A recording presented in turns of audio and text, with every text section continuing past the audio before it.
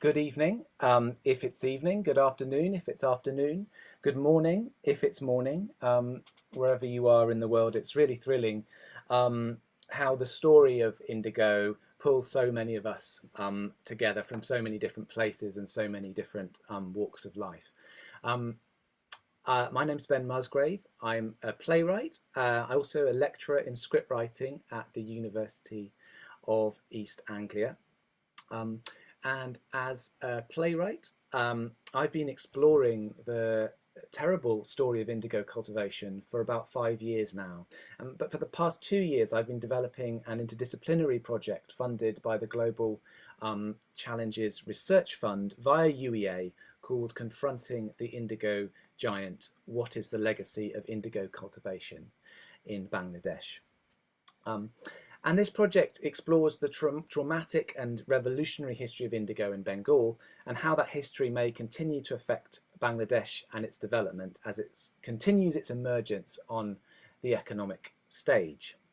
And my work, alongside the legendary theatre director Jatinder Verma and the amazing arts company Komola Collective and many extraordinary Bangla performers and creatives, is a dramatic exploration and conversation with the indigo story, and a conversation in particular with the explosive Bengali play NIL DARPAN by Dinabandhu Mitra. And I'll be showing you a fragment of what we've made in terms of our theatre work a little bit later.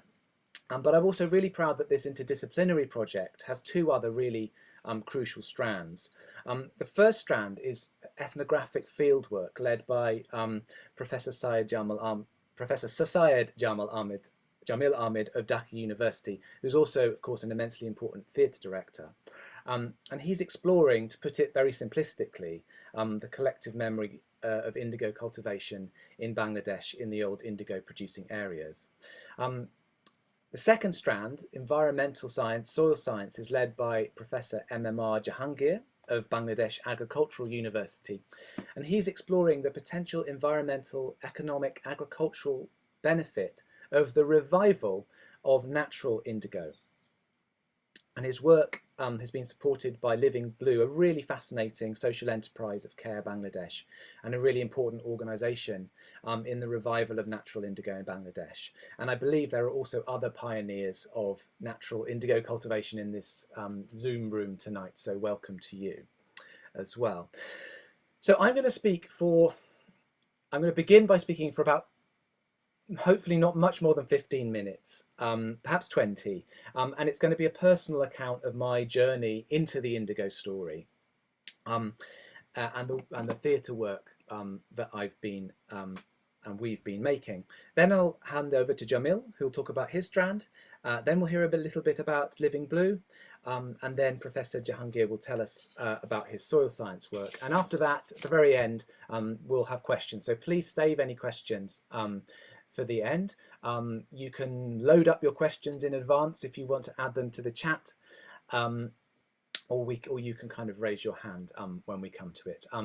While we're speaking, please keep yourself muted.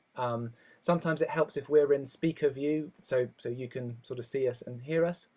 And the objective of this session is not to present conclusions. We don't have any conclusions yet, but to present you with the questions that we're asking and how we've been asking them. So we may not give you any answers by the end of this, but hopefully we'll leave you with some interesting questions. But we will be really interested in your responses to what we have to say. So at the end, I'll share a Microsoft Forms form with you, which you can use to and we'd love to kind of hear your thoughts following what we've had to say. So I'll share that shortly. So now I'm going to try and share my screen. Something went badly wrong last time I tried this.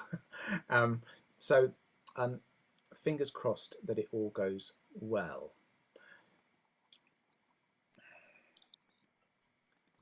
Okay, I won't try. So maybe you can just give me a thumbs up to show that that's working for you. Okay, all right.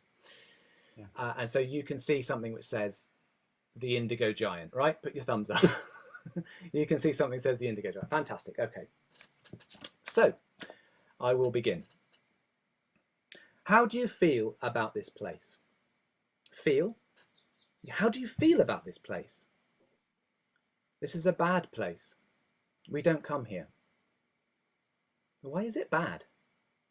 There are ghosts here. Ghosts? What kind of ghosts? Giants. Giants? What giants? White giants. Indigo, that most magical of colours, the colour of the night sky, of the divine, of power, of war, of death, and the underworld, begins with the rich green of Indigofera tinctoria, a plant that once grew all over Bengal, which, when fermented in water, creates a liquid of yellow green. And when this liquid is churned and indigo binds with oxygen, it begins to reveal its secret blue. And when after this transformation the indigo water is dried, it becomes a kind of concentrate of midnight. Indigo has been the maker of fortunes and ruination, the creation of beauty and misery. The story of indigo is a story of global trade, of empire, of power, of slavery, of subjection and rebellion, and it's a very, very, very long story. But what you need to know, if you don't already know, is that people have always prized the perfect blue, have always fought for it and killed for it and enslaved for it. Because in the production of indigo on any scale, certainly in the past, there's a problem. You must grow a lot of indigo in difficult circumstances, and to produce it profitably, you really need cheap labour. In the 18th century, indigo was grown under slave conditions on British, French, Spanish, Portuguese colonies in the Americas. But when a plague of locusts devastated the crop, or when enslaved people rebelled in Haiti, or when Americans had their own revolution, the colonial powers had to look elsewhere to grow their indigo. So British planters left Carolina and turned to India, where the East India Company was consolidating its power, and began to focus indigo production on Bengal, where soil conditions were ideal and where a large workforce had just been ruined by punitive tariffs on Indian textiles. And so by the 19th century, huge swathes of Bengal was intensely covered in Indigofera tinctoria. The land was farmed by tenant farmers known as ryots, who were offered advances from the European planters to set aside land to grow indigo instead of what they wanted to grow. The planters, sometimes the only Europeans in the district and accountable to no one except magistrates, who were in many cases their friends and who had learned their trade in slave plantations, in many cases, turned to cruelty, violence and exploitation to secure these advances. The ryots were forced to receive advances for the indigo on ruinous terms, and when the farmer was inevitably unable to supply enough indigo to repay the advance, they became a debtor to the planter and made to take on even more indigo on even worse terms. Within years they had amassed debt that they could never hope to repay in their lifetime, debt that they would pass on to their children. Eventually the ryots had no choice but to hand over their land to the direct control of the planters. To keep the ryots in a state of terror, planters employed latials, hired thugs with latials sticks to enforce their will. Beatings, murders, abduction, arson and rape were administered on ryots who did not give in, and also to those that did. With the law on their side, the planters acted with impunity, and many ryots were driven to starvation, misery, madness and suicide. And this is a line from the play NIL DARPAN, which I'll talk about in a moment. What could I say? He went on marking out the land. It was like dragging a red-hot rake over my heart. I fell at his feet, but he just wouldn't listen. As the situation became more and more unacceptable, the cause of the riots was taken up by the Bengali intelligentsia as well as liberal British voices of empire themselves, including missionaries who tended to be the only other Europeans in the indigo districts and witness to the abuses going on. But there was, of course, also a deeply rooted sense of discontent and anger amongst the riots themselves. And when the new Lieutenant Governor of Bengal, J.P. Grant, sailed down the Jamuna River in 1860, he was greeted by an extraordinary demonstration of discontent. He writes, "I've just myself returned from an excursion to Sirajgunj on the Jamuna River, where I went wholly unconnected with indigo matters. Numerous crowds of riots appeared at various places, whose whole prayer was for an order of government that they might not cultivate indigo. On my return a few days afterwards, along the same two rivers from dawn to dusk, as steams along these two rivers for some 60 or 70 miles, both banks were literally lined with crowds of villagers claiming justice in this matter." So it's a huge, huge thing going on. And into this impossible situation came the postmaster come playwright Dinabandhu Mitra. And he was able to observe the abuses firsthand. And between 1858 and 1860, he wrote NIL DARPAN, which means the Indigo Mirror, a play that holds a mirror to the terrible abuses of the planters. And I'm just going to let some people in.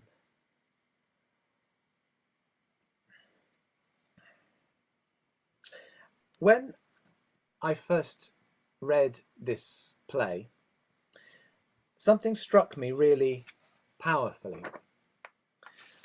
The planters are portrayed as and described as devils. Their language is savage, obscene, psychopathic. They speak in a kind of pidgin Bengali, or in the English translation, a kind of pidgin English.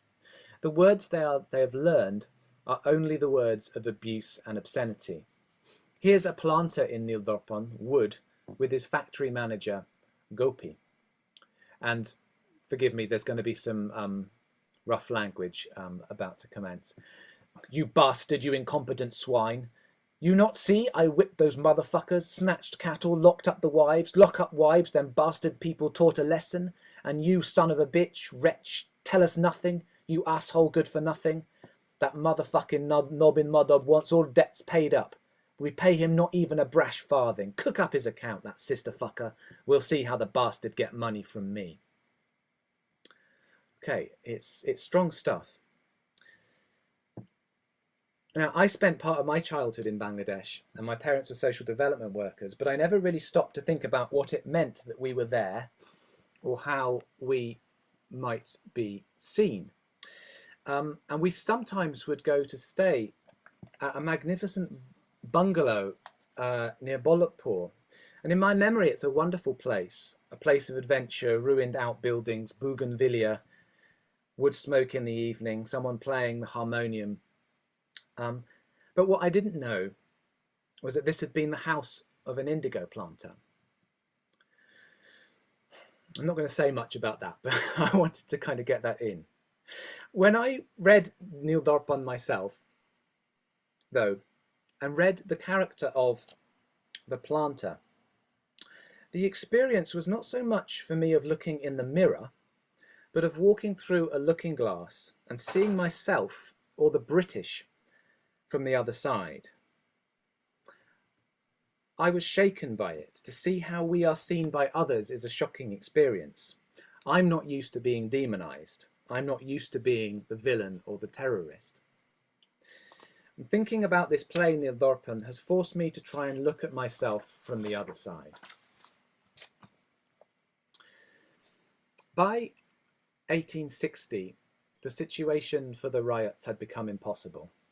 In NIL DARPAN, the suffering of the characters is completely relentless. For example, the central character's father is abducted and falsely accused of sedition. His best friend's wife is raped by the planter. His family loses all their land and his father hangs himself. And there is also a feeling of terrible evil in the atmosphere. In NIL DARPAN, the characters speak of a giant, a ghost, a doito, a devourer of souls, a demon. Once As I was coming from a certain planter's factory at Matanagara, while I was sitting in a village, 2 ryots of the place were passing by the side of my palanquin. One of them had some milk with him, which I wanted to buy. Immediately one whispered to the other, "The Indigo Giant, the Indigo Giant." So this creature is a demon, a devil. What was this giant? What was this evil? Was the giant a planter, or an avatar for human cruelty, or for the empire, or a manifestation of stigma? Certainly this giant existed as much within as without people. In NIL DARPAN, the hero eventually attempts to resist the giant.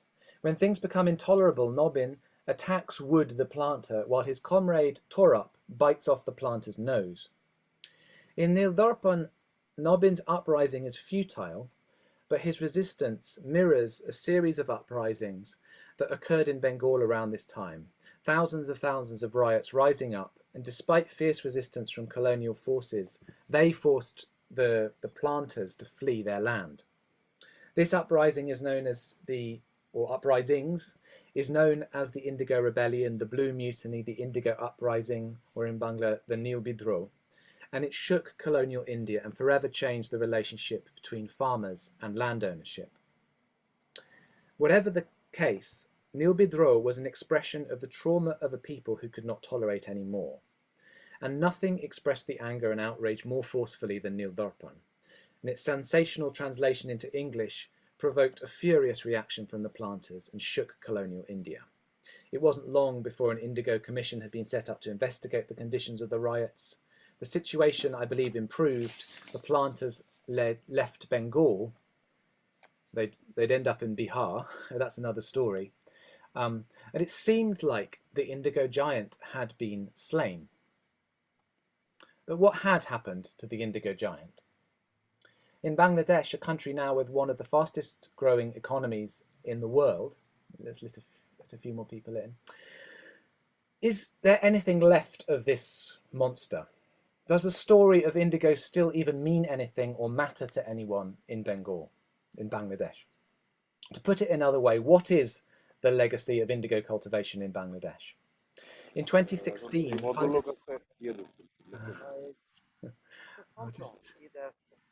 looks like we've got a, yeah. In 2016, funded by a grant from the Royal Society of Literature, I travelled to Bangladesh with my dad to try and find out. Along with our friend Niazul, we went to 2 districts, and in particular Rangpur, which I think takes its name from the indigo trade, and Mehapur near the Indian border, where the indigo trade was really well concentrated. We talked with farmers, agricultural officers, journalists, indigo revivalists, and visited Nil Kutis, which were the compounds in which the indigo was processed, and very often where the planters lived. So here's me in a village called Paglapir. Behind me is the ruins of an old indigo factory, overgrown with creepers and apparently crawling with snakes. And there's also an old pond, the pukur, and we have been told that the pond was once used to steep indigo. And we ask about the history of these ruins, but the initial reaction is, well, we don't know, we don't really know, we don't know about indigo, we don't know. A shake of the head, na, na, na, na. And they say, well, maybe the old people will know, maybe we can talk to the old people, maybe they'll remember. And the elders are summoned, but they don't know much either. And the same thing happens when we visit the much more substantial and elegant ruins of the Nilkuti and Bhatpara in Mehapur district. The ruins of a once opulent mansion is now a thoroughfare for local people, but when we ask them about this place, they say they know nothing. One or two people say, oh, it's British, but that's all. But there's something about these places. There's something tangible about them and strange. And I know it and I can feel it. It's just maybe the question hasn't been the right question. So I ask a different question. How do you feel about this place? Feel? How do you feel about this place? This is a bad place. We don't come here. Why is it bad? There are ghosts here. Ghosts? What kind of ghosts? Giants. Giants? What giants? White giants. And they say at night that people have seen boatmen on the pond, ghosts of Portuguese pirates. The Portuguese were the first people to cultivate indigo here. One man says his mother died after seeing one of the ghosts. We go to the village herbal doctor because he has spoken to the ghosts. And when he arrives, he seems a little groggy, like he's under the influence of something, and he walks with a limp. And we ask him about the ruins. And he says, yes, he used to go there to talk to the ghosts, but he doesn't go there now because they spellbound his leg. And so there's something uneasy about this. Something sends a shiver down my spine. And the sun's hot, and it's quiet, but something's not quite peaceful. And is there something in the idea that places that suffer a lot of trauma internalise that in the land and in the soil? In a book about the lost Nilkutis of Bangladesh, the author makes a claim that rates of suicide are higher in those areas of Bangladesh which had the most intense indigo farming. I don't know whether there's anything in this claim whatsoever, but it was an idea that struck me. The next day we're in Mehapur district and we visit a very well preserved kuti at Amjupi. And the main bungalow was first occupied by Portuguese indigo planters, followed by British planters, followed by the British Army, and finally, after independence from India, occupied by the Pakistan Army. So it's kind of a place of occupation. On April the 18th, 1971, following the declaration of Bangladesh's independence the day before, the Pakistan Army killed 8 people here at Amjupi. But now it's a tourist attraction and there's a bucolic, lazy charm about it. True to its name, Amjupi is a mango orchard and it's a place for tourists and young couples. And the garden is immaculately kept. And the bougainvillea reminds me of the garden of Bolapur. There's a long line of brickwork ruins running all the way down to the river Kazla. And this structure is what is left of the indigo tanks where indigo was steeped and compressed by labourers, overseen by men in white pith helmets. So the Indigo Giant lurked in this place. The caretaker shows us round the bungalow. His father was the caretaker here before him, and he has plenty of dark stories for us about the local girls abducted by Portuguese planters, about the bodies that are rumoured to be buried under the floorboards in the Great Hall. At night, he says, he can hear noises in here. One day he went to see. He did not say what he saw, but tells us by the next day he had lost the sight in his eye. And of course these stories of hauntings might seem far-fetched, and I may seem credulous or exoticizing in recounting them to you, but stories about the hauntings of indigo sites are very common, not least, for example, in Satyajit Ray's short story Indigo. And the caretaker then told us another story. He told us that in the days of the Nil Chash, the days of the cultivation of indigo, the people of the district were forced to take the indigo seed of the planters. But they did not want to grow indigo, so they worked out a ruse. They fried the indigo seeds before planting them so that they would not grow. And then they went back to the planter apologetically saying, sorry, look, your indigo seeds don't work. But it wasn't long before the furious planter worked out this trick. And in revenge, the planter took the mud from the bank of the river Kazla and slapped it on the heads of the farmer and took the seed and planted the seed in the heads of these people, saying, very well, if you'll not plant seed on your land, I will plant indigo in your head. So to me, I felt that there was something here. There's something buried here, or something in the land. The indigo giant didn't go away. It was only hiding, pushed down, biding its time. The giant wants to subject you and trap you and panic you. The giant wants you to feel like you're nothing, like it can crush you in its fingers. The giant feeds off humiliation and misery. And the question is the indigo giant in some sense still here? Are some of the patterns of oppression and subjection still there? Bangladesh at the sharp end of a global economy. is the indigo giant still here in the agriculture of Bangladesh? In a 2007 World Health Organization on tobacco cultivation and poverty in Bangladesh, a farmer says, "When the imperialists were here, we were forced to grow indigo. Now we are tricked into growing tobacco." So what is the legacy of indigo cultivation in Bangladesh? And if there is still a giant, how would one confront that giant? What can be done about that giant? Could, ironically and miraculously, indigo be part of the solution? And I'll just try and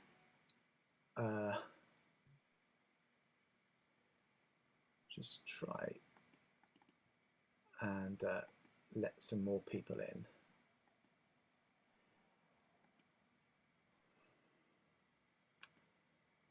Okay. So these are some of the questions that have been occupying me as a playwright on my project. And I've been working in collaboration with some absolutely fantastic performers and creatives, trying to make a piece of theatre about this question.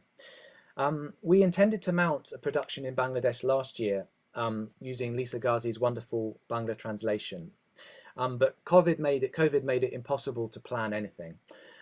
But we're still really hoping to mount a production of the play that we've been creating as soon as we can, perhaps this year.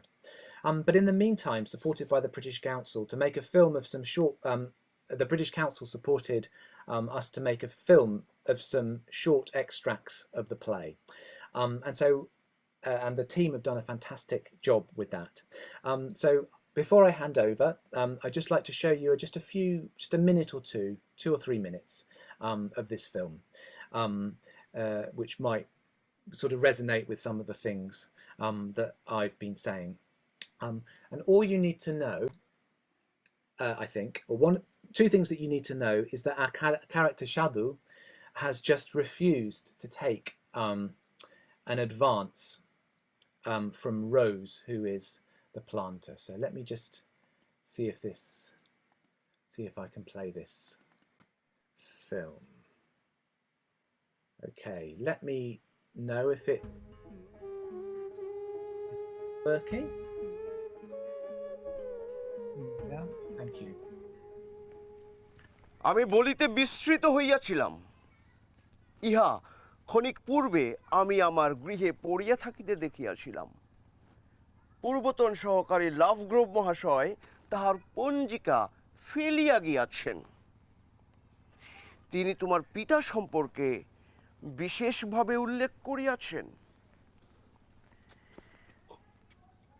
দেন তো দেখি। লাভগ্রোভ মহাশয়ের সমকক্ষ হইয়া উঠিতে আমার বিবমিষা বোধ হয়।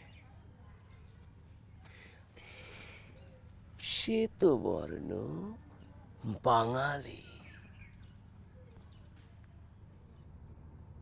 কেননা আমি অতীব সতর্কতার সহিত হিসাব নিরূপণ করিতেছি। আমি ইহা প্রতিষ্ঠিত করিয়াছি যে মুক্ত মনুষ্য দ্বারা নীল উৎপাদন সম্ভবপর নহে।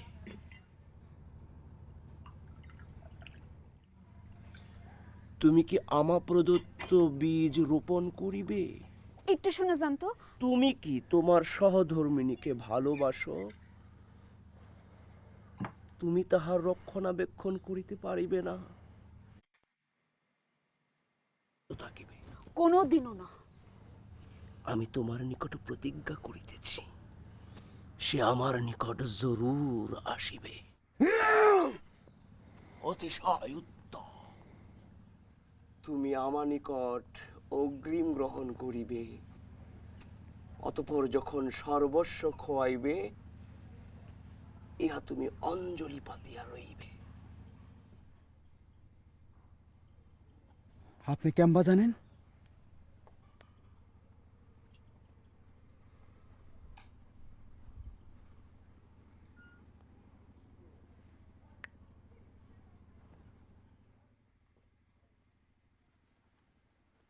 আইসো, আমি তোমাকে আঘাত করিব না।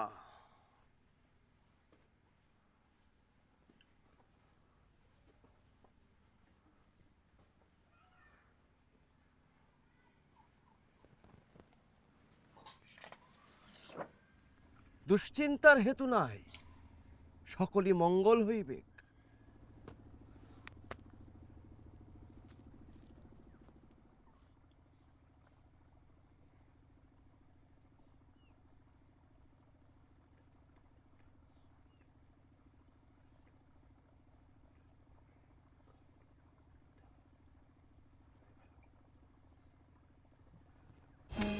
গাছের পাতা সবুজ, আরো সবুজ বন, বনের সবুজ মনে বাঁচে জীবন সমর্পণ। গাছের পাতা সবুজ, আরো সবুজ বন। Okay. Well, that's hopefully some of that resonated in some way. So thank you for listening to me. Now I'm very pleased to hand over to Jamil, who's going to be telling us about his strand of the project. So thank you very much, Jamil.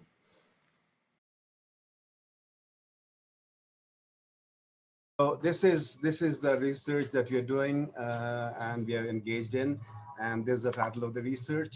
And what I need to share with you here is I'll go here in three parts. Part one is about indigo cultivation in colonial Bengal, very briefly, certain things that we need to understand. Part two is about research method of indigo rebellion that I've taken, how we have conducted the research. And the third part is I'll just give you some snippets of the ethnographic investigation that we have conducted. Now, indigo cultivation and rebellion in colonial Bengal will not go into details. Much of it has been covered by our host. What I just need to remind you here is till 1897, when synthetic indigo was introduced in the market by BASF and Hoechst, this was indigo, naturally produced indigo was widely used. It was the only way you could get color. You could get this blue color. So before 1897, the primary colorant for textiles all over the world was indigo. Blue vegetable dye extracted from the leaves of indigo plant, Indigo fera tinctoria, as Ben has already told you, was supplied from British India, Dutch Java, and Spanish Central America in that order of importance. Most important export was from British India. Now, during the colonial period, indigo was one of the oldest, and until the introduction of tea planting, ranked as the most important of the Indian staples grown by the Indian capital, European capital. In mid-19th century rural Bengal, it was the most important manufacture. Indigo was the most important manufacture and was the largest private industry. This is mid-19th century. In 1859, just when the Indigo Rebellion broke out, there were 143 concerns or regional divisions all over Bengal, staffed with approximately 500 planters who supervised the production of the finest indigo in the world, accounting for half the value of indigo imported into Great Britain. Now, with that background, I just need to tell you what our research is actually about, the method of our research, titled Indigo Rebellion, Reminisced, Erased, and Transmuted. Now, voluminous historiographic literature on the 21st centuries have excavated social, cultural, and economic aspect related to the rebellion. So you have plenty of data, plenty of historiographic literature on social, cultural, and economic aspects, all related to Indigo Rebellion. What we intended to do and what we have done is this research extends inquiry from the past to focus into the present, to now. And we asked these questions. Our research featured these three questions. Do the rural population in Bengal remember Indigo Rebellion? If they do, how is the rebellion reminisced? Or has it been erased or transmuted in their memory? What are the implications of the reminisced, erased, or transmitted memory? With these research questions in mind, we set out to collect data. We collected ethnographic data from 57 sites where where indigo was grown in Bangladesh, located in 14 administrative districts. And then these districts were Dinajpur, Rangpur, Nilphamari, Faridpur, Shariatpur, Bagherat, Khulna, Jessore, Narail, Magura, Jhinayda, Kushtia, Meherpur, and Chuadanga. The sites were selected, most of the sites, the 10 sites, except Dinajpur, Rangpur, and here you have Bagherhat and Khulna. Except these 4 sites, all other sites were selected after thorough review of news items published in newspapers, online news portals, and local government sites to ascertain regions where the memory of indigo cultivation and rebellion is most active. Local cultural consultants in Nilphamari suggested 2 additional sites, that is Rangpur and Dinajpur, and Bagherat and Khulna were added because local histories of resistance against English colonialists documented in Shaktish Chandra Mitra generated our interest. So these are the 14 administrative districts and 57 sites that we investigated. We did not cover 2 or 3 important areas.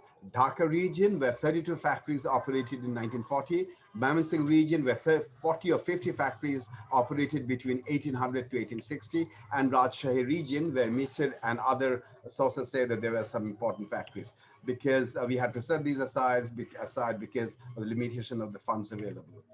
Now, research method for data collection was for the ethnographic investigation, began on 16th February 2020 and ended on 27th March 2021.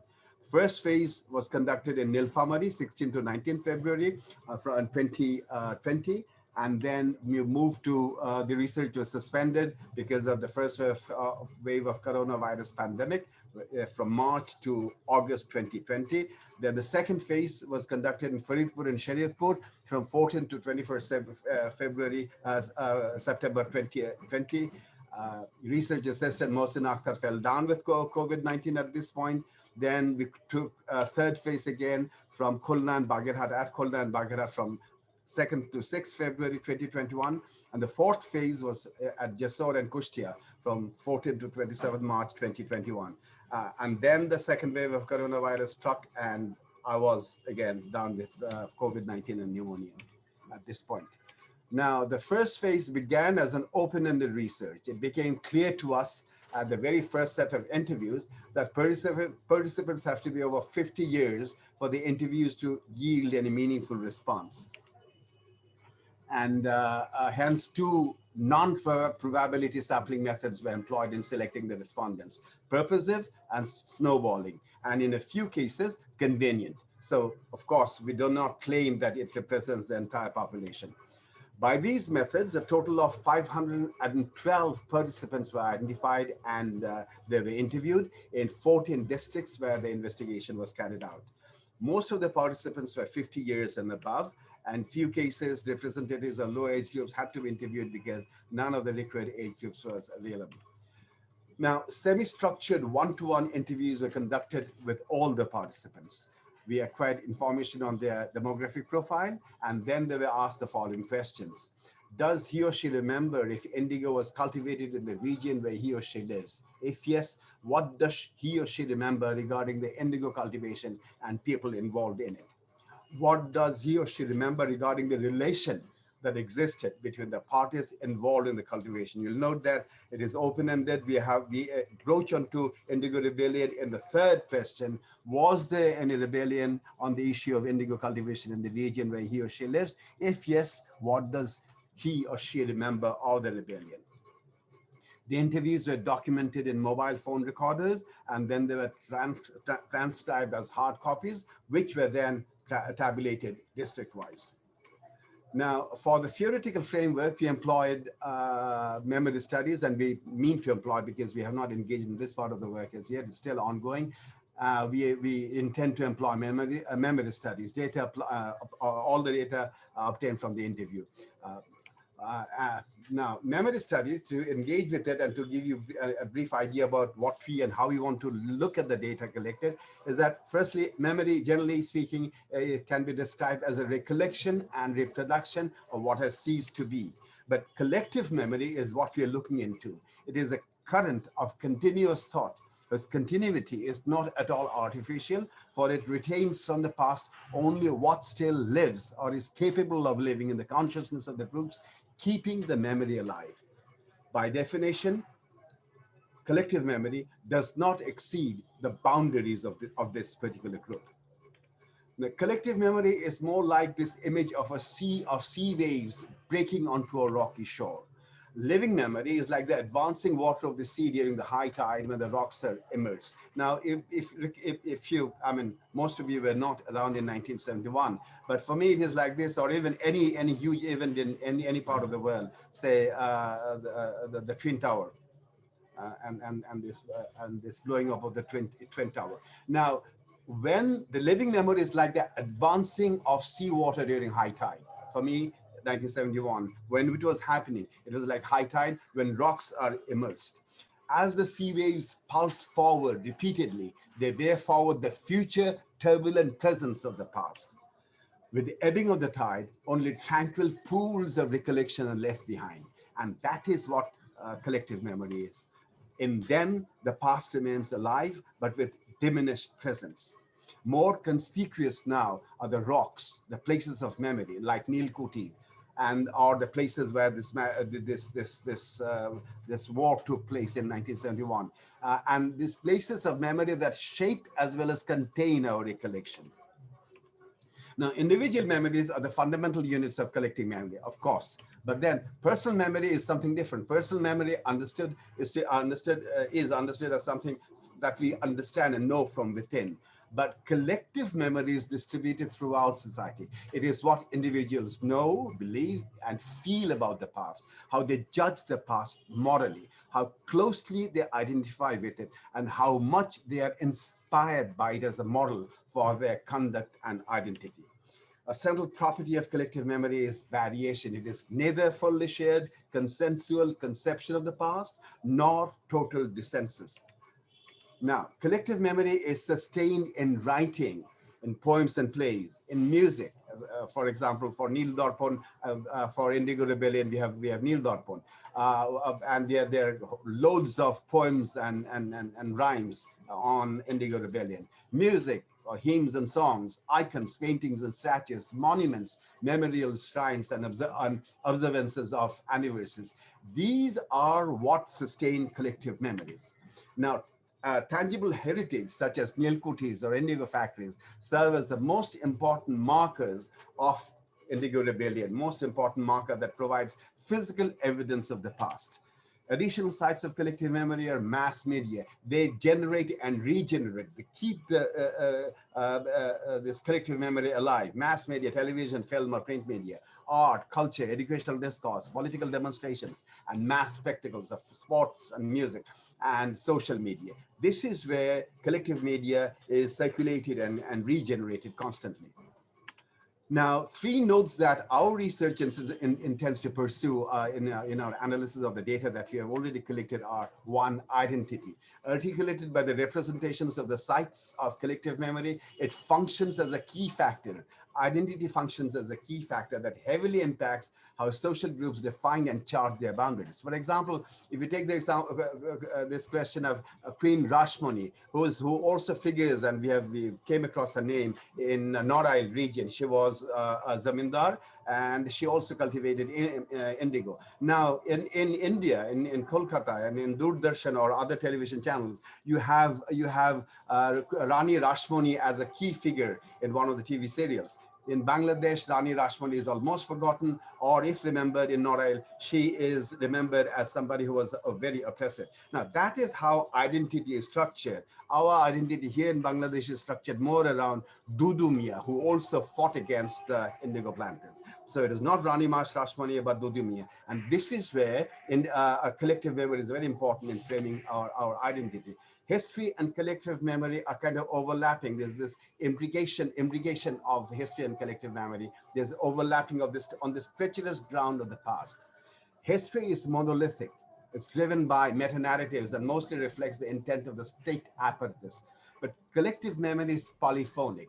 Memory makers and memory consumers engage in dialogue in creating and destroying collective memory. Third note that we intend to examine is memory's politics or struggle for power.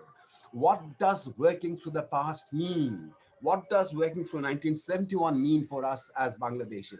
What does working through Indigo Rebellion mean for us? And here, of course, this is a question raised by Theodore Adorno. But what he's talking about, and what we also intend to say, is how this is destruction and effacement of memory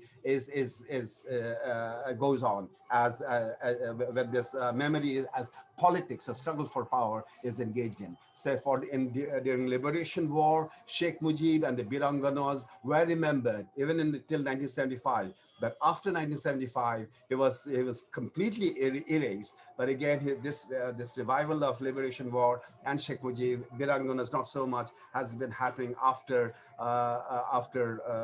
this Awami League government came to power. So this is where politics, a struggle for power, is very important for memory studies, and that's what we intend to look into. Now, I'll give you some snippets before I end, some snippets of the ethnographic investigation.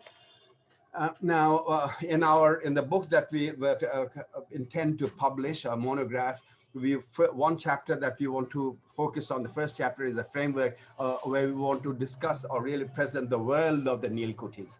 And here you have one such Nil Kuti. And it's also important to remember how the factory worked, because in Bengal at that time, it was one of the key industries really, and that engaged a huge lot of people.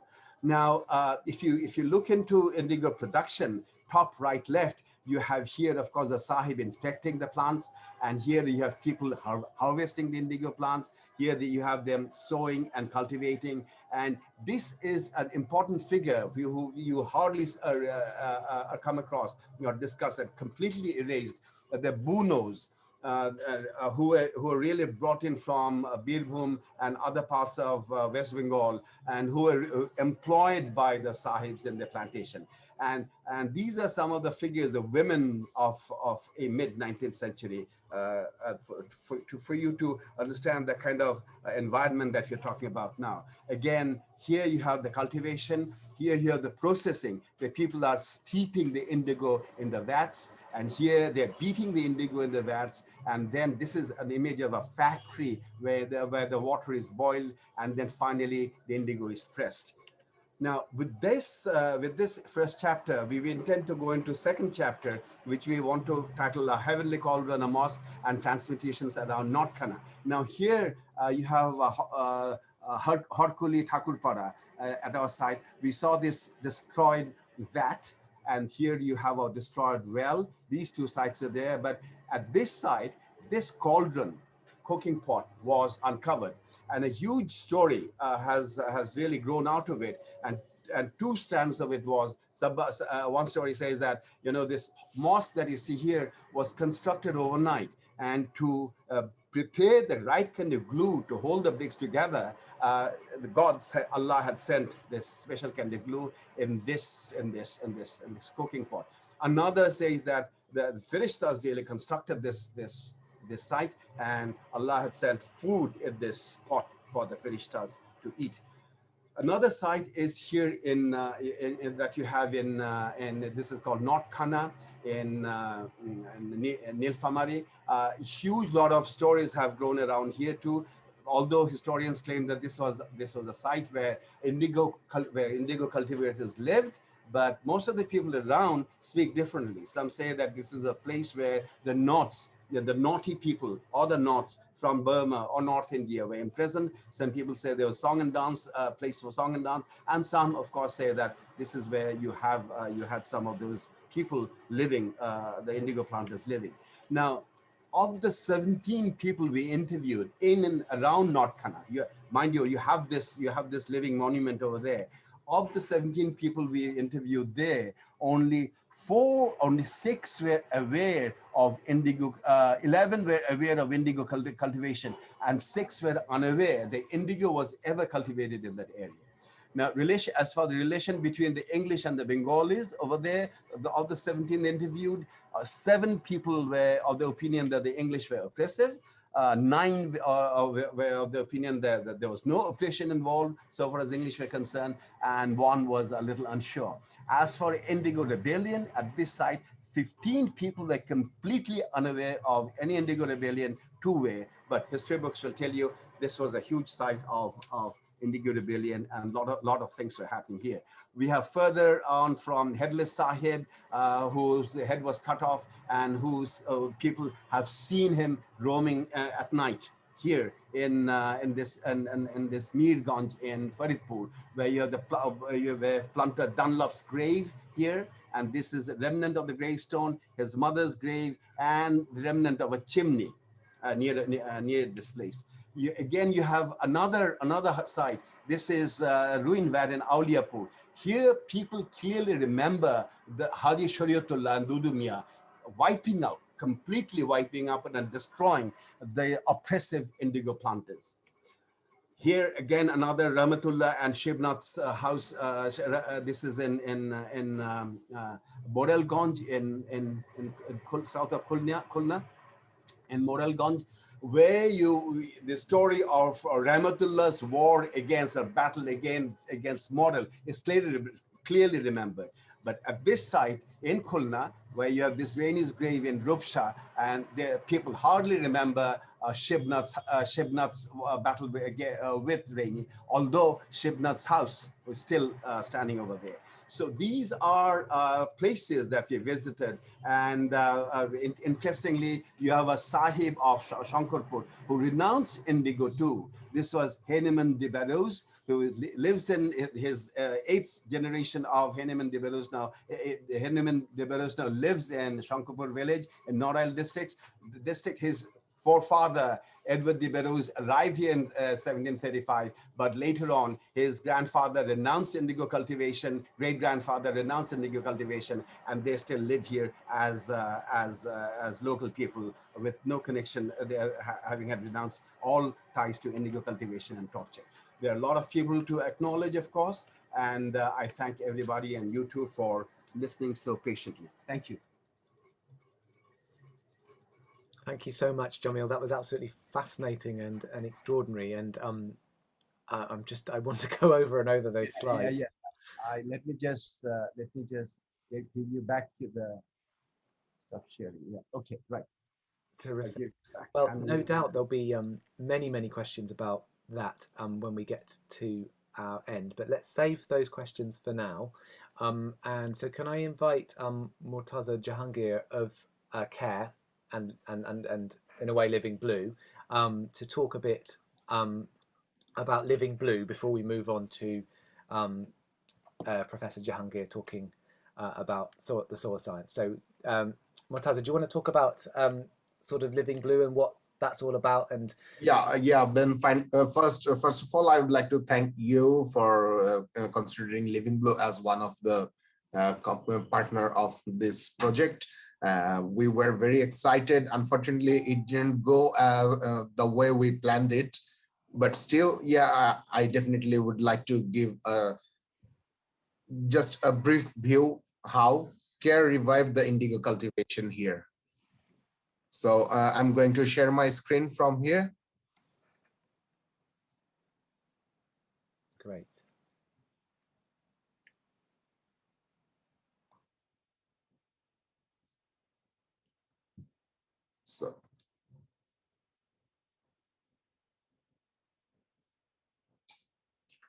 So this is the story of the revival of the blue gold. As we know that indigo is considered as the king of natural dyes, even king of all dyes, and the demand of the indigo dye has made it as precious as gold. So Living Blue, it's a dream. It's a artisan-owned social enterprise. It is owned by the marginalized artisans and the indigo farmers in northern part of Bangladesh. We are the producer of finest Bengal indigo and indigo dyed couture textiles, home and high fashion accessories. So getting back to history, but luckily, Honorable Jamil sir already covered most of the history, and you also gave a bigger picture of the history. So I won't take very long here. I want to just give an idea. The first recorded indigo plantation was back in 1777, and then the revolt took place in 1859 and 60s. And after the revolt, what happened here? Indigo cultivation didn't stop, but it was cultivated in with less exploitation. I would say the ethical cultivation was started from that point. But later indigo cultivation actually died after the commercial availability of synthetic indigo dyes. When the world realized the necessity of natural dyes and the the hazardous impact of synthetic dyes, they shifted their focus to natural dyes. In Bangladesh, in 80s, the natural dyeing was introduced by Ruby Ghaznavi. She is also Living Blue gives a big credit to her for mentoring Living Blue on natural dyeing, especially the indigo dyeing. Back in 2005, there was a inclusive governance project by CARE. The project name was Nijeder Jonno Nijera. The aim of the project was to develop some natural leaders in the northern part of Bangladesh who will speak for their communities, who will raise their voices to proper audiences, just to address all their needs and to solve the issues within their communities. So one demand came from the communities that they need work throughout the year, because back then in northern Bangladesh, there was an economical lean period, which we used to call Monga. So economical lean period is connected with the agricultural crop cycle. In northern Bangladesh, the agricultural pattern was like we have 2 food crops in one cycle, then we have a lean period. So after the indigo revolt, local farmers, what they knew about the indigo plant, that indigo plant is a leguminous plant. It fixes the nitrogen level of the soil. On the other hand, the food crops they used to harvest, these crops actually consume the nitrogen from the soil. After harvesting 2 food crops, they used to plant the indigo plant for 4 months or 4 to 5 months to replenish the nitrogen level in the soil. So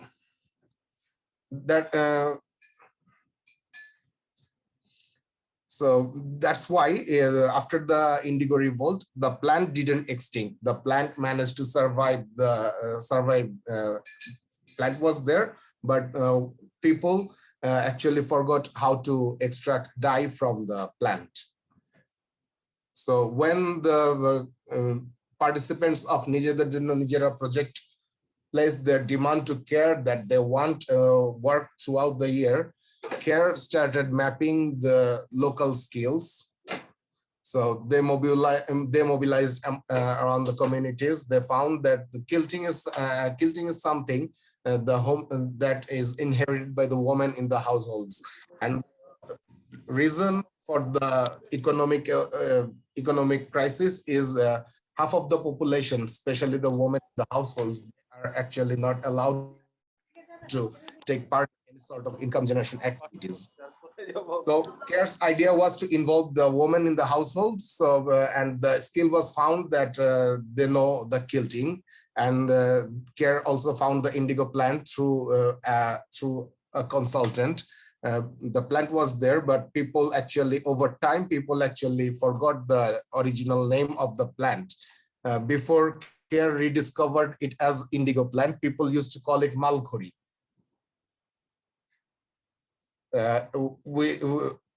Right now people know that it's in Bangla, it's called nilgach, but before that, people used to call it malkhori.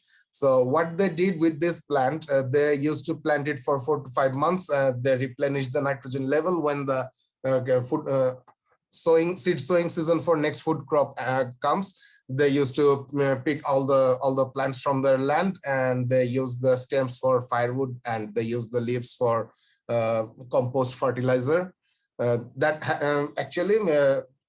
So that's where the unemployment took place, because most of the farmers in northern Bangladesh, they didn't have any work. They didn't have any work during the indigo cultivation period, because indigo plants, they don't need any kind of extra care. They grow up like wild bush.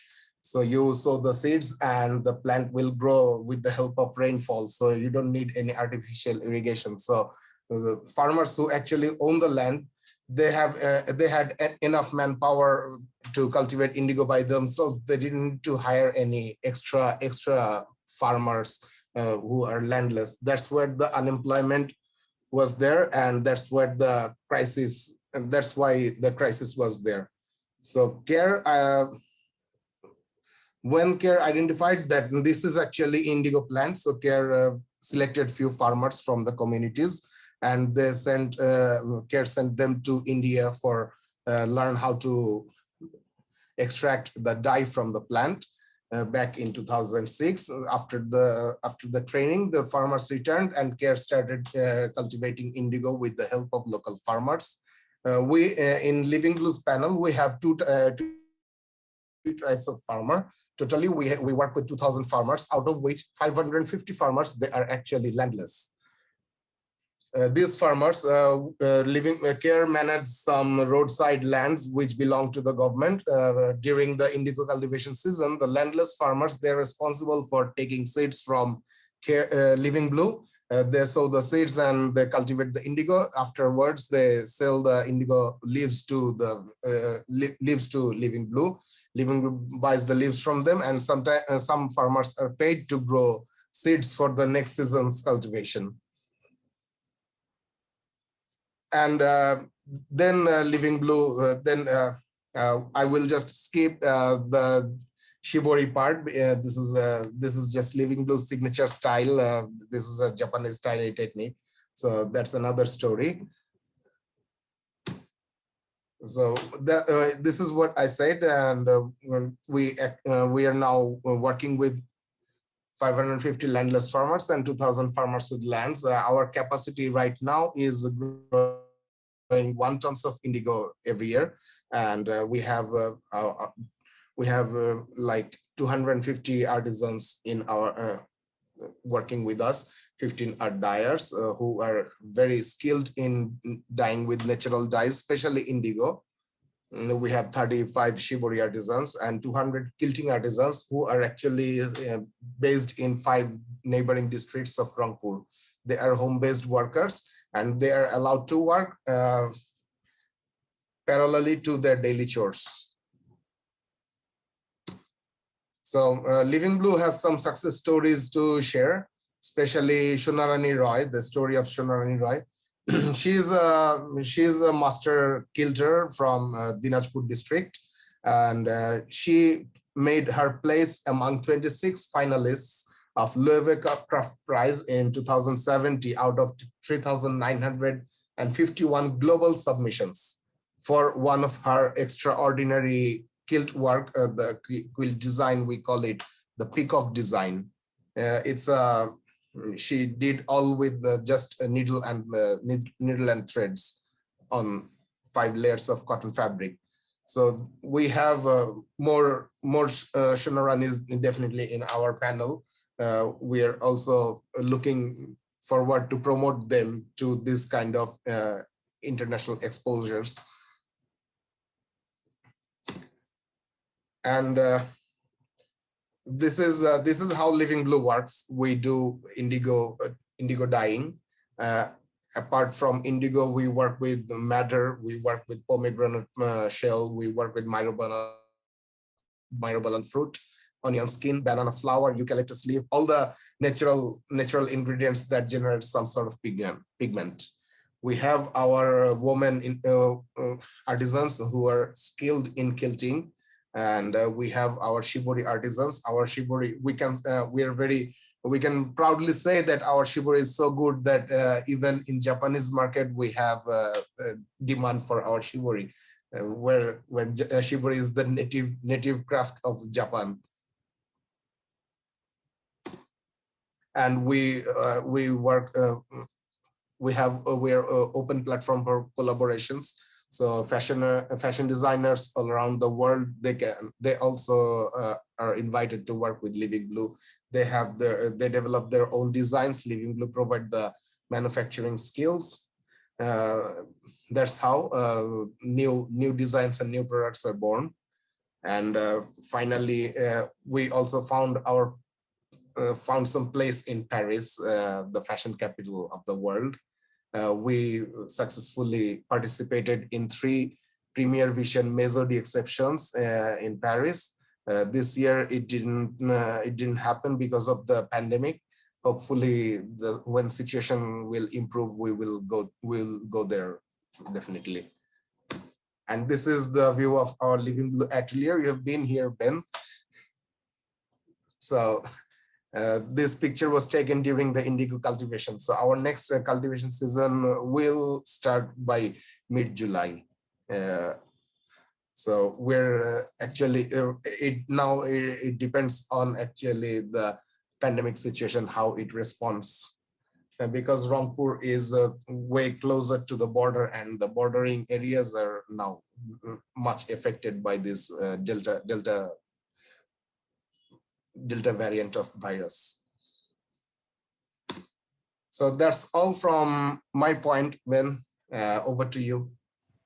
Thank you so much, Murtaza. That was so fascinating, and thank you for the support Living Blue has given our project, and also for welcoming me to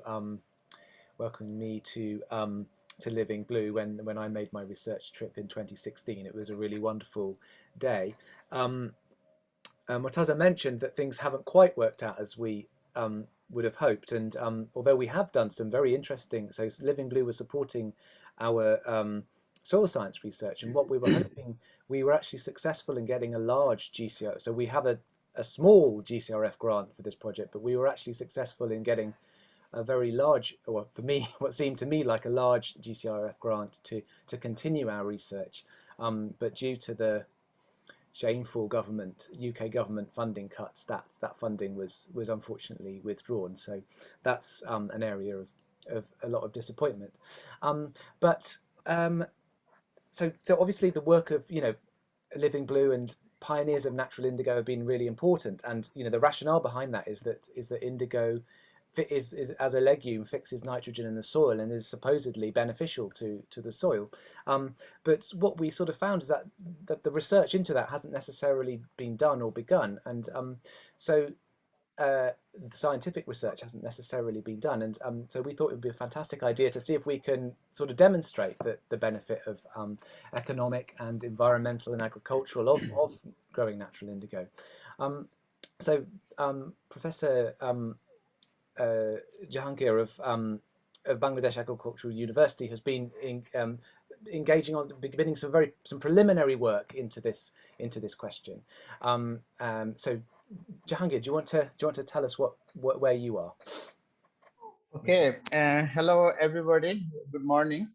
Actually, it was very fascinating for me to enjoy all 3 lectures that with the history of indigo.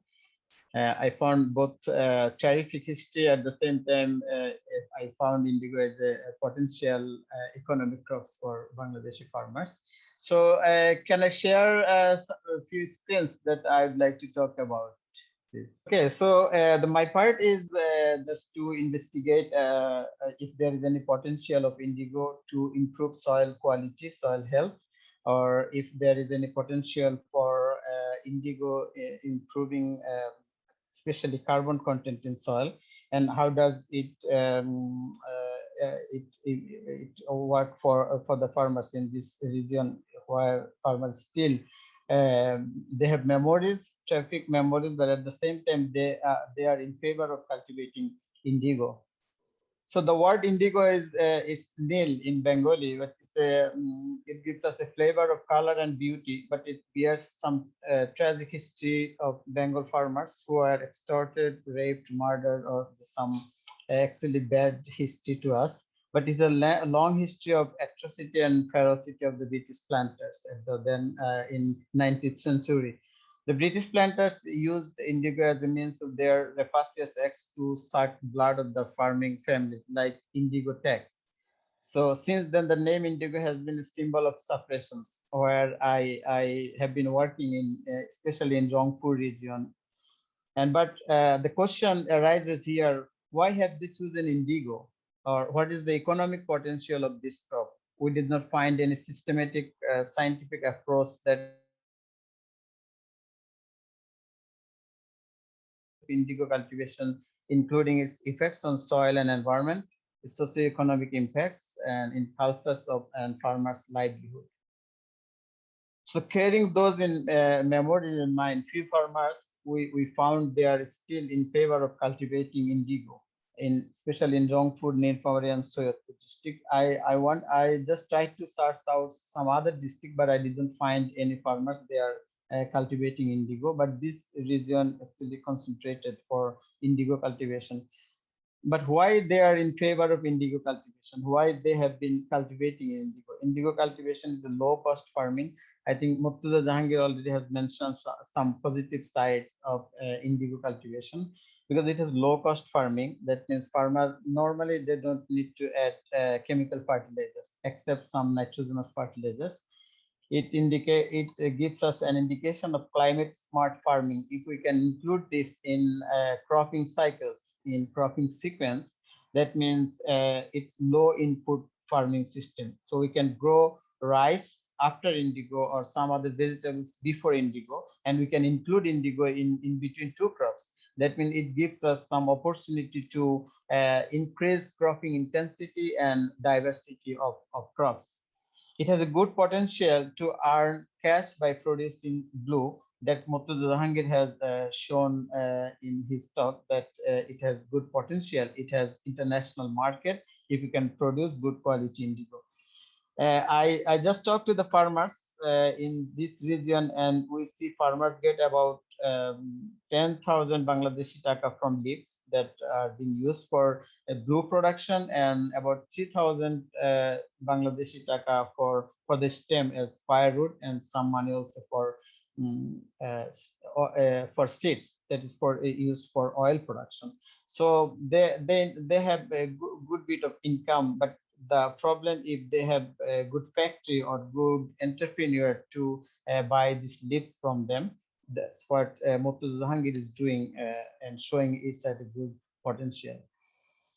So this farmer is still in favor of indigo because we have found out some good points. We extracted this from the farmers, and it does not require chemical fertilizer. As I already mentioned that it requires only small amount of nitrogenous fertilizers. But if we cultivate other crops, they have high nitrogen, phosphorus, sulfur, potassium, and other chemical fertilizer requirement.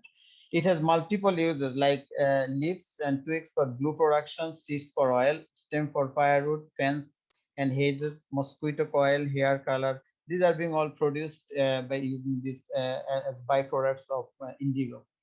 And soils become more fertile if long-term indigo cultivation was practiced. The farmers found their soil becomes fertile if they have been cultivating indigo for a long term. And even the following crops, that the crops after indigo, they don't need to apply fertilizer, even if it is rice, which is high fertilizer demanding crop. But if they cultivate indigo for a long time, and then after indigo in a sequence, they don't need to apply chemical fertilizer even for rice. So if there is hedgerows of indigo around the vegetables garden, insect infestation are much less than the vegetables garden without indigo. So it can be cultivated even in the fallow land without plowing. So it doesn't need plowing of land. No tillage operation is required. So no fuel cost, no plowing. And then even in fallow land where farmers normally don't do any crop, they can do it like a natural bush in the fallow land. So we found it has multiple, it is giving multiple benefits to farmers. And I visited just two sites, one with Dr. Nikhil, owner of Indigo Processing Farm in Rangpur. Just we have met him and just interviewed him about his just concept, his how does he evaluate indigo, the prospects of indigo as an economic crop. And then we visited the son Professor Jamil sir has shown it, the same site. And this is the Living Blue factory still there. And we found some news in the newspaper that now highlighting indigo as a potential crop, economic crop, cash crop for Bangladesh. One in Kaler Konto is in a daily news. They are just reporting that indigo has high potential to be used as an economic crop. And then another newspaper, Daily Pratham Alo, we see they are reporting that indigo, once upon a time, indigo was a crop of or a symbol of oppressions, but now it has high potential to be used as an economic crop. Then what is the alternate there to establish indigo as a good crop? So we have just did some systematic study. And the first crop there, the favorable crop in this site is tobacco, because farmers get cash income, advance money from the giant tobacco companies. They give money advance, so farmer is happy with tobacco production. But after 15 to 20 years of tobacco production, farmers just find that the companies are moving from one place to another place. That means they are shifting. So why they are shifting? Because soil loses potential to produce tobacco. That means this tobacco is then harmful for soil quality. Then what we did, tobacco cultivation requires heavy loads of fertilizers, like 10 times more fertilizers compared to indigo and even for other crops. So what is the impact of these huge loads of fertilizer on soil, water, and the environment? This is still unknown. We did not find any systematic research or systematic investigation. We don't have just limited data on this area. So we have scope to work here. And then farmers said the tobacco companies move from one location. I mentioned already that because the soil loses productive capacity. Then giant tobacco companies are giving cash money, and they find about 150 Great Britain pound life from 30 decimal of land, while the indigo, from indigo, they get about 120 to 30 Great Britain pounds. So there is a big difference in cash income. But as I told already about the tobacco production is bad impacts on soil properties has been in attention to our national policymakers. They found tobacco has some heavy metal concentration, heavy metal uptake in cigarettes and other tobacco products. And then recently tobacco cultivation has appeared to affect soil conditions, and tobacco itself has been reported to contain some harmful trace elements. Food Safety Authority of Bangladesh has already banned most of the tobacco products except cigarette, because they could not ban it because of some political or other problems. However, Food Safety Authority conditionally permitted cigarette production because it's involved in huge national revenue, but urged more research on trace element content in tobacco. So they were asking if it is true that tobacco leaves have uptaken or accumulated heavy metals, toxic metals like lead, cadmium, chromium. And then there are some newspapers, they reported that yes, tobacco leaves have some more than the maximum admissible concentration of lead, cadmium, and chromium. Just two daily newspaper in Bangladesh, they have reported metals more harmful than nicotine found in Benson, heavy metals found in cigarettes in Bangladesh. So these all have been reported, and the government has took it seriously. And then they urged cigarette company to report on the heavy metal concentration in tobacco leaves, and asked also scientists and academicians to investigate the issue. Then it poses a big question mark to the sustainability of tobacco cultivation, because it already has negative impacts on our soil, negative impacts on human health, not only for nicotine, also for heavy metals. So our investigation then concentrate on soil quality, because soil provides numerous ecosystem services like for our food, fuel, fiber, for biodiversity, carbon storage to mitigate climate change effects, and water regulation, nutrient cycling for primary production. And then our first target was to look into the soil organic carbon content, because carbon, without carbon, no life is possible. Life would not be possible on Earth. It is a storehouse of plant nutrient in agriculture. It is single most important indicator of soil health, and this is called the life force of soil. So why soil organic matter is so important in agriculture system? Because this is in the center of environmental services, sustainable crop production, and sustainable environmental security, and also gaseous emissions, which is linked with climate change effects. So how organic carbon can influence all these important aspects of human life. We see here soil physical condition is connected with organic matter, microbial activities, their energy source, all connected with soil organic matter, microbial biodiversity, soil biodiversity, nutrient recycling, and then water availability and flow, plant growth. All these aspects are connected, directly connected with soil organic matter. What is the problem with organic matter? If we have plenty of organic matter here in our soil, or we have low organic matter status. Unfortunately, in Bangladesh, we have organic matter status. Our organic matter status is very low. It's far less than the temperate and other countries, and it far less than what it should be in soil. This is all three just consecutive maps of our organic matter degradation in Bangladesh. Like here, this one is 2010 and this is 2020. That is our we observed that about 79% of our arable land losing its organic matter content. There is a severe degradation of soil organic matter content along with all other nutrient degradation. Then we have collected some soil samples from tobacco sites and at the same time from the indigo sites, and just to compare the organic matter status and other soil biophysicochemical properties and heavy metal content. So first one we see here Rangpur tobacco site and Rangpur indigo sites. We see if we compare the organic carbon content in soil, we find significantly higher organic carbon content in soil under indigo cultivation sites. Here only about 7 to 10 years of indigo cultivation, and here about 10 years of tobacco cultivation in this field. So there is significant difference of carbon accumulation in soil, which is the most important indicator of biological indicator of soil health. And then in Kustia site, we have more samples, like 35 samples for tobacco and some samples for indigo. And we see the same scenario of higher organic carbon content in soils under indigo and then the soils under tobacco. This is one site where we don't have any indigo, but we just measured carbon content in tobacco field in Tangail, and we see carbon content is low, is much low. That means carbon content is going down, down, down in this tobacco system, but it's far better in indigo collection system.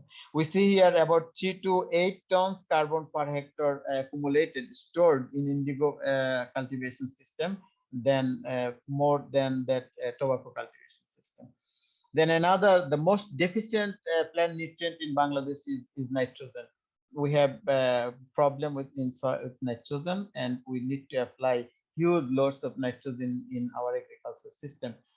And I see here in tobacco, when we compare tobacco to indigo, we see significantly higher, statistically significantly higher nitrogen accumulation in under indigo plantation system than the tobacco system. Same here in Kustia, we found significantly higher. It indicates that about 1 ton of nitrogen per hectare more in indigo than in tobacco, which is really, really huge. Then we move to soil biological condition, microbial biomass carbon, which indicate the microbial diversity, microbial community structures, and microbial population. And we see here microbial biomass carbon milligram per kg soil here significantly higher under indigo plantation than the tobacco plantation in both Rangpur site and Kustia site. And also same here, equally, the percent microbial biomass carbon over the total carbon was significantly higher in both sites under indigo production, and it is far more than tobacco production system.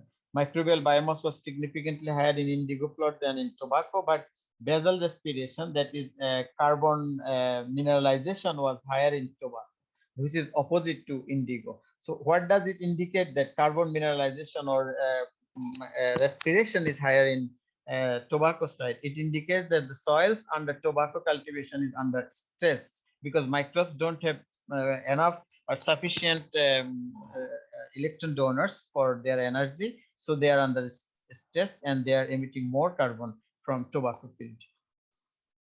Then we did some other investigation with phosphorus and sulfur content. We see higher phosphorus content in indigo, but only one nutrient, sulfur content, was higher in tobacco field because farmers are using more sulfur as potassium sulfate in this field.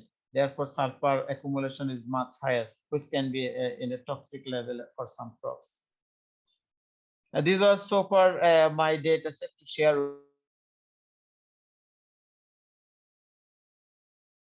with you. I acknowledge GCRF for funding, Living Blue, Dr. Nikhil in Rangpur, farmers, our students, collaborators, University of East Anglia. Thank you very much for your patient sharing. If you have any question, I would like to answer. Thank you. Thank you so much, Jahangir. And we're actually going to take general. So that was a fascinating discussion, and it was really great to see the figures and see the data, and also to discover more about soil structure and what and I think that's really interesting. It's time now for some general questions, but I did notice in the chat that there was a very Jahangir, there was a very specific question for you that we might just answer immediately before moving on to the general questions. So the question was, how many taka do we earn from 1 hectare per year from indigo cultivation? I mean, you can probably read this. I mean, BCR equals what? We produce 2 crops, 3 crops, or even 4 crops in the same land per year. It may be an annual, biennial, or perennial, depending on the climate in which it's grown. Do you have any quick thoughts on that? Sorry, so what was your first question? The first question? The first question, so this is in the chat. How many taka do we earn from 1 hectare per year from indigo cultivation? Maybe Murtaza can have some thoughts on this. I think as per the interview with the farmers, like in 1 hectare, about 200, what is it? 200,000. Let me check the data. Well, Ben, maybe I can share some thought. What we hear from what we got from our Living Blue farmers. 1 hectare is equal to like 2.47 acres. Considering that comparison, we can say by selling indigo leaves, a farmer can earn up to $1,550. Some figure around $1,550, which is nearly 135,000 taka. On the other side, they can also save the cost of nitrogen fertilizer for 1 hectare of land, which is equivalent to $741. Because after indigo cultivation, they don't need to buy any nitrogen fertilizer for next crop cycles. Okay, terrific. So very interesting. And just want to supplement, Ben, from Samantha and Dr. Nikhil, they mentioned if they can produce good quality indigo with if they can establish good factory, and they can even earn more than tobacco. So the farmer is far more beneficial than tobacco. If they can, it depends on the quality of the indigo, quality of their factory. I mean, the level of refinement and production of blue. Right. So the story we're telling, I suppose, is one of a crop which was, because of its terrible history, was a taboo crop really in Bangladesh. It's a very tainted history. Is something that we're seeing could, that we could, or Bangladesh could kind of reclaim for real sustainability and for real development benefit potentially. So thank you so much for everybody listening, and thank you so much to our speakers. It's been absolutely fascinating, and I'm sure there are some questions. I can see Jenny, who's a major force in world indigo, with her hand up. Jenny, do you want to ask do you have a question or something you'd like to say? You're on mute at the moment. Is that it now? We can hear you now. Yeah. Sorry? Yeah. It was more of a comment really, because I find it really exciting to hear all this. Because I first started writing on airmail paper with Ruby Ghaznavi, I think about 1990.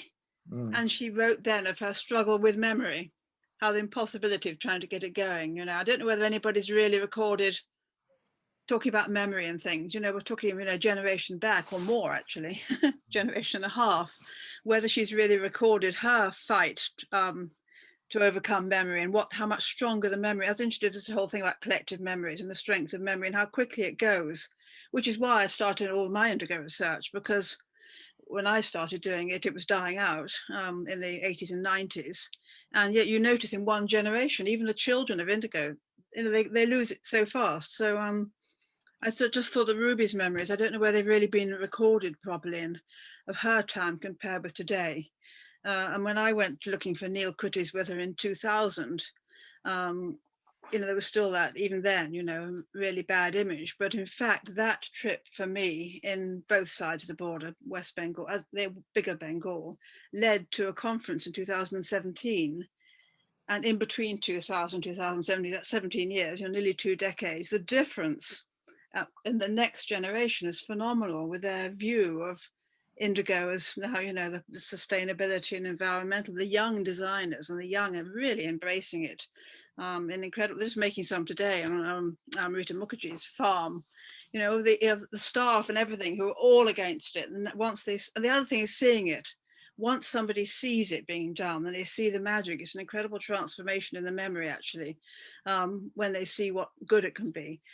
So I think it's incredibly exciting what's going on. I'm really fascinated to see the change over the centuries. I think the memory thing fascinates me. And the only other thing is, I'm sure this tobacco, this soil business, Stony Creek Colors in the USA, the former tobacco farmers, because there's probably been more of a reaction against tobacco in the States maybe than Bangladesh. They're growing indigo on the former tobacco farms, and they're doing a ton of research there. I don't know whether you're linked in with that or not. And they've just got a latest award or whatever to get it out at an industrial scale. So there really is a sense of supplying the denim companies, Levi's and people who are very worried about their image. So I think this transformation is incredible, and you're hitting the absolute crest of this wave. Is brilliant. And the research on the soil, I was shocked by that map, to see the biomass and the degradation in that period of time. And I think the thought of indigo being actually a major force again, because that other figure about indigo being such a major thing, when I started my indigo research, it was like, how can you spend your life looking at indigo? It's a tiny subject. It was hard for people to see what a big subject it was. And now it's looking again like it could be from the point of view of sustainability. And I think that turnaround of the story from sort of good to bad and that seesawing is fascinating. So I really wish everybody the best of luck with that amazing research in all directions. That again, from the art and the plays to for me, I'm much more interested now, funny enough. Indigo Conference was the first time we really focused on the present. Without, we had a nod to the past, you always do, and you always acknowledge slavery in the dark history, but it was far more focused on sustainability because it's so important, and the importance of indigo from that point of view. So I really think it's just brilliant. I just wish everybody the best of luck. Fantastic. Thank you, Jenny. And just for everybody here, Jenny's written some extraordinary work on indigo, the defining book.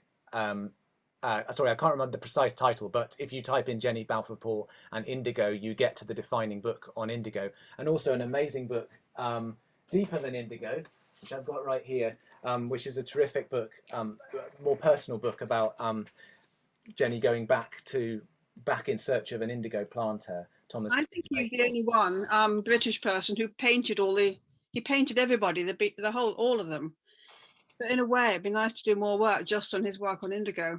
and all his recording of the plantations, because my book just skims the surface, actually. Maybe somebody might do that. There's a hell of a lot in his diaries of great detail about indigo in Bangladesh and West Bengal. Fantastic. Thank you so much, Jenny. And I see other people who've written books about indigo in the room as well.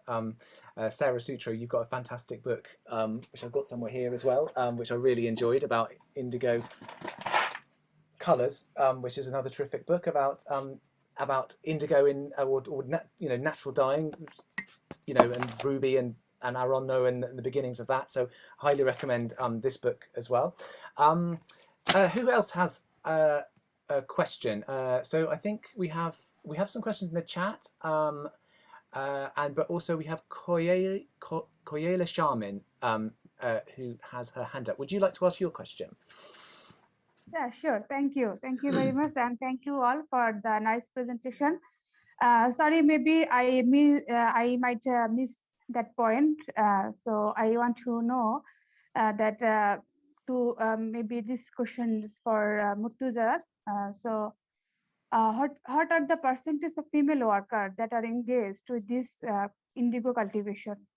So I want to know this figure, because we know that the mainstream RMG sector in Bangladesh, so female worker is higher than the male worker. So this is my interest area, that I want to know the percentage of female workers are engaged in this job.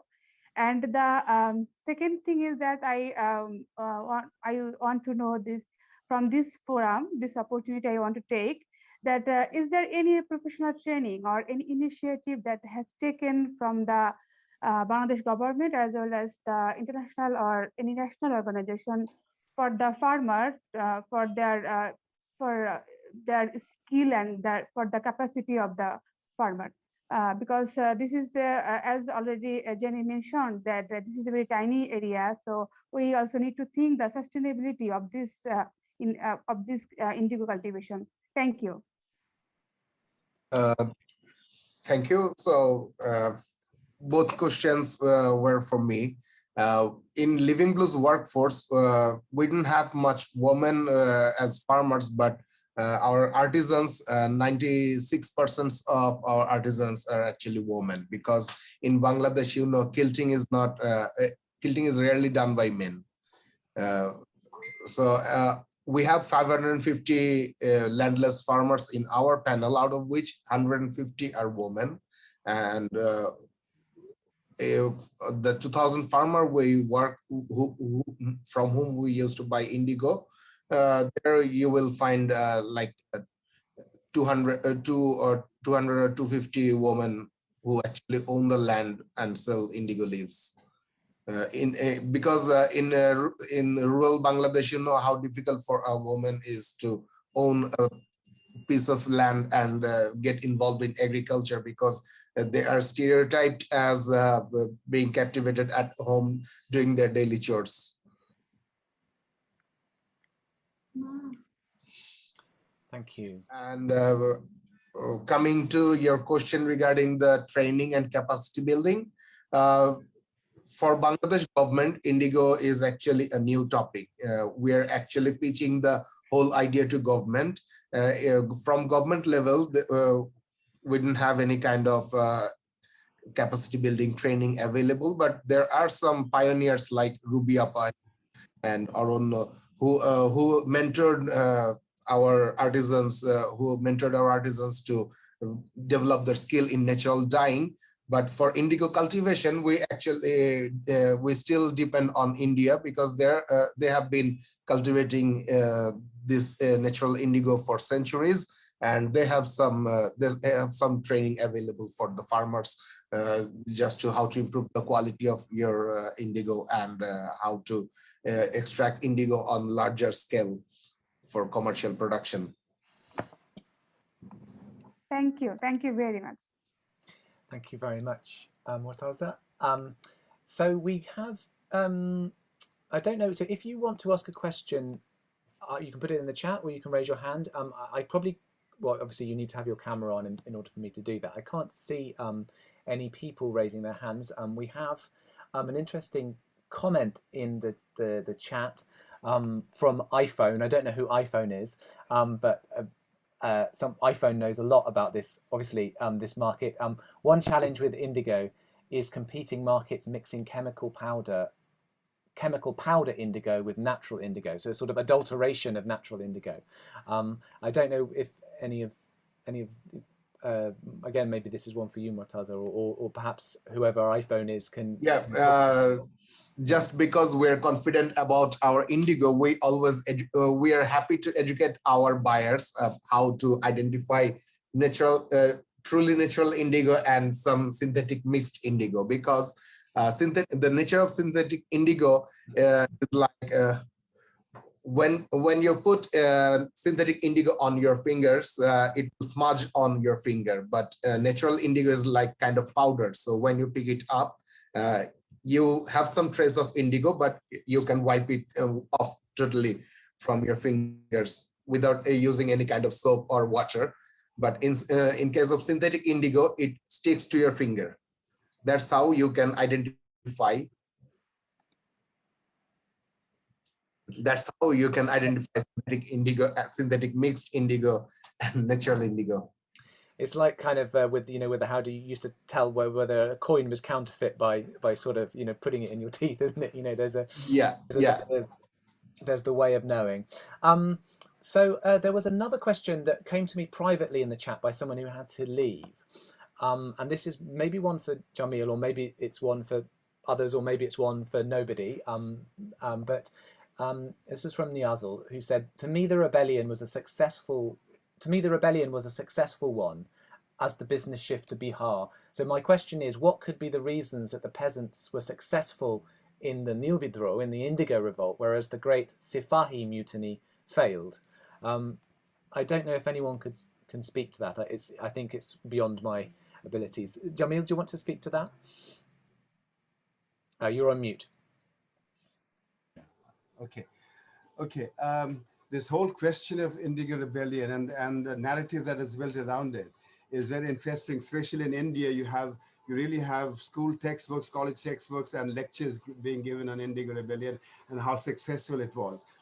My field trips and the excavations and the materials that I've read and contemporary records show kind of a slightly different picture. People would like to claim that there was a huge rebellion, but I think it was concentrated in pockets.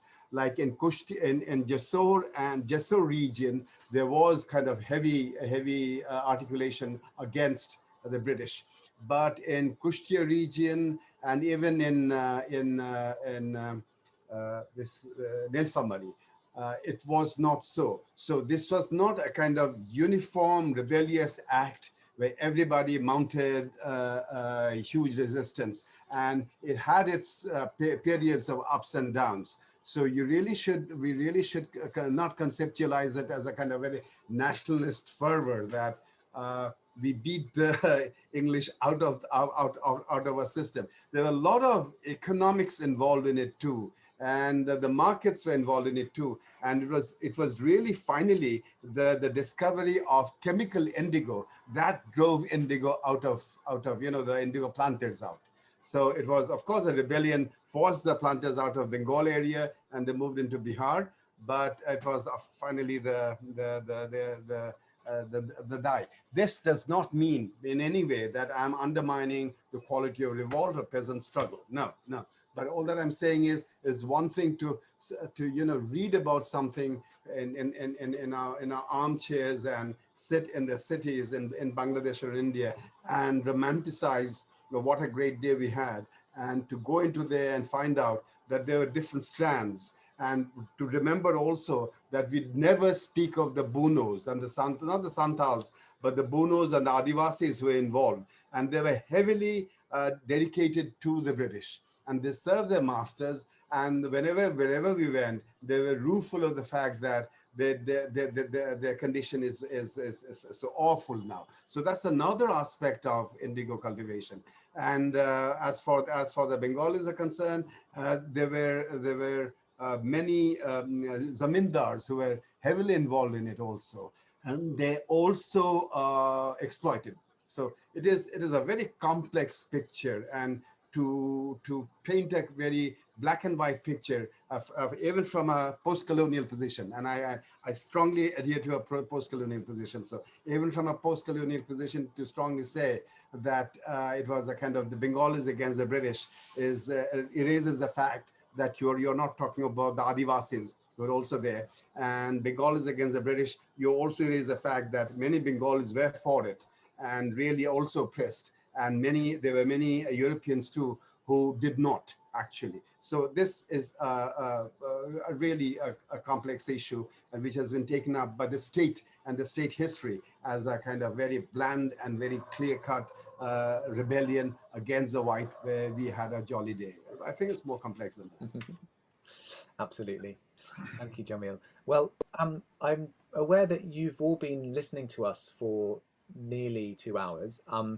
Perhaps, so we'll probably begin to bring things to a close, but perhaps, I don't know if anyone has any final questions or any final thoughts or anything that anyone wanted to say before we wrap up. So no one clamoring to do so.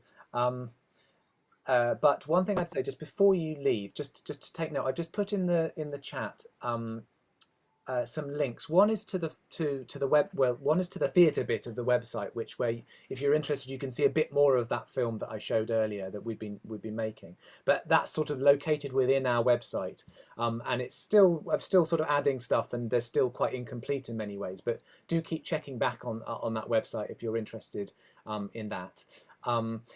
Also, I've noted your hand, Jamil, so I'll come to you in a moment. Also, it would be lovely if you could. I've just put together a kind of feedback form. I'd be really grateful if you could spend a few minutes sort of responding to this, what should we call it, a webinar or whatever it is, on that feedback form. So that link is in the chat as well. Jamil,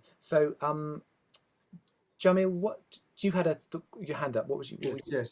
I had a bit of a query for Jenny.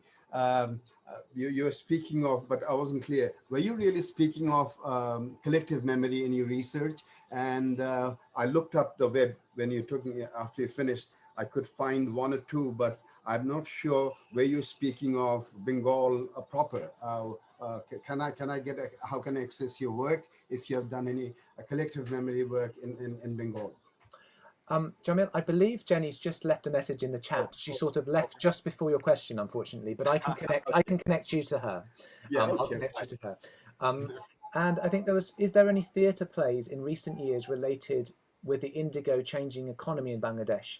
Asks Mohammed Shorkat Hussain Sajib. And the answer is yes, it is our play, which is our play, The Indigo Giant, which we're hoping to put on soon.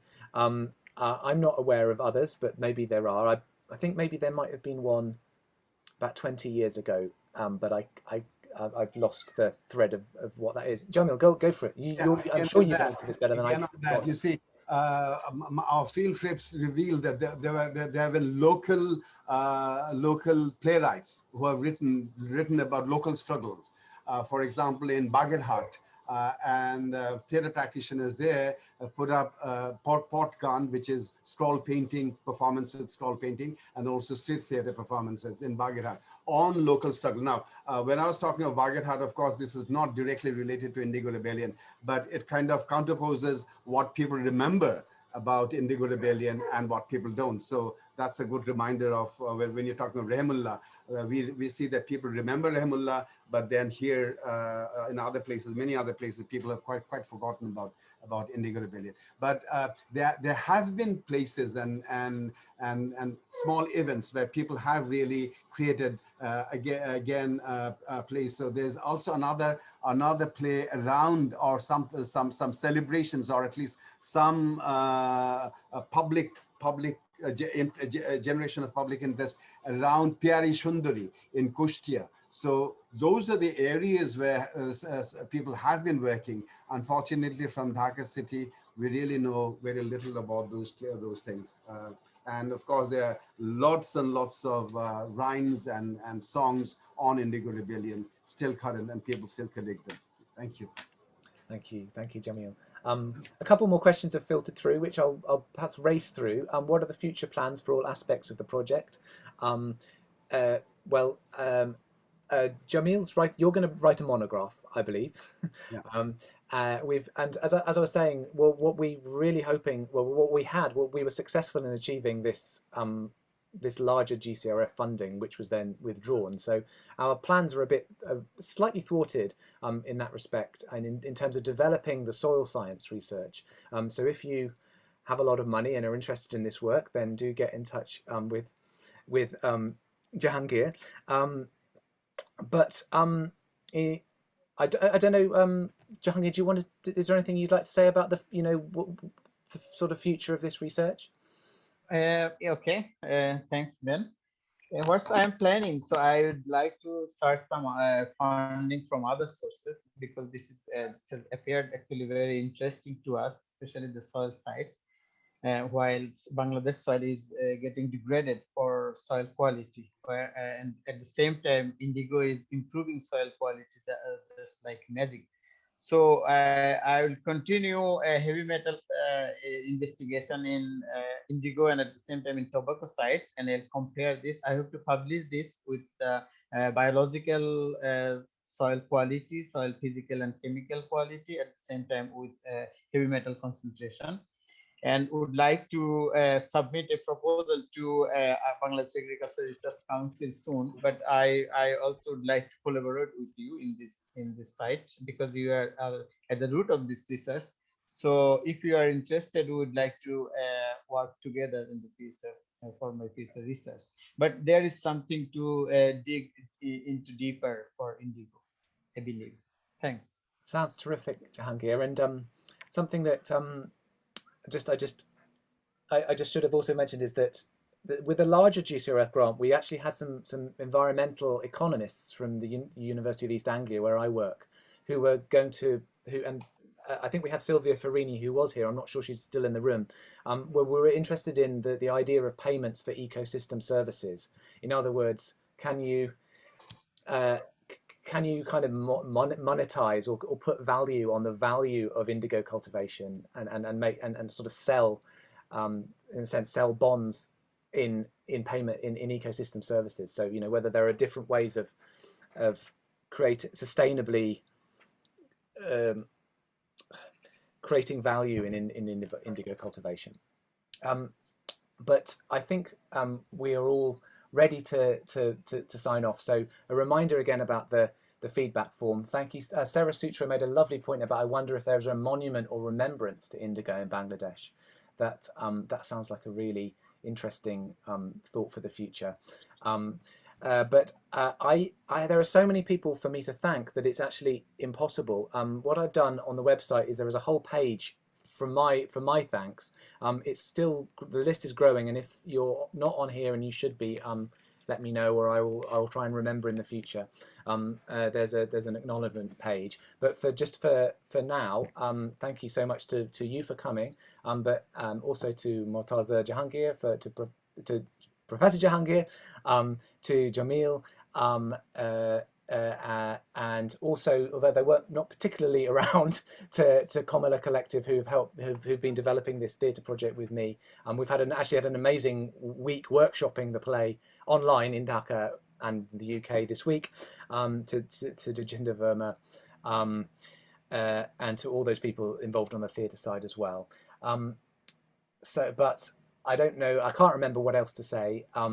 But if I haven't thanked you properly, thank you very much, and I hope you've enjoyed today's session. And have a great evening or afternoon or morning, depending on where you are. Okay, bye bye. I'll stay in the room for a bit longer.